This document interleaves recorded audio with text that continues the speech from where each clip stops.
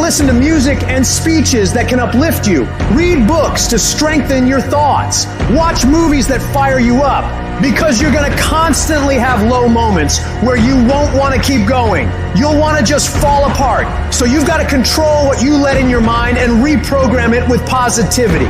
If you don't program your mind, life will program you. Monitor your self-talk and realize that you're more than able. You were born for this, that you have the power within you to live your dream. And as you read and feed your mind with the pictures and the dreams and the words that empower you, it does something to you. It stimulates you. It inspires you. And you say, hey, I can do it too. And you find yourself being competent. Let that drive you to make sure you do your homework, to work hard at developing technical mastery, of covering all of your bases, so that whatever comes, you can handle it. If you listen to what everybody else is saying, if you judge according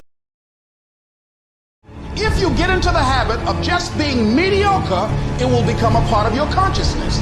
If you get in the habit of giving less than what you have it within you to give, it will begin to reflect itself in your personality. It will begin to damage you psychologically.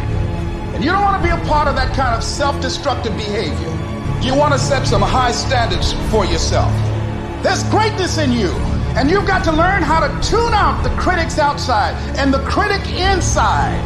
And since I'm going to do this, I'm going to harness my will, and I'm not going to let anything stop me. You have to be relentless. You have to never let off the gas, never stop, never quit. Never allow anyone to talk you out of the dream, the vision, and ideas. And understand that for every level, there's another devil.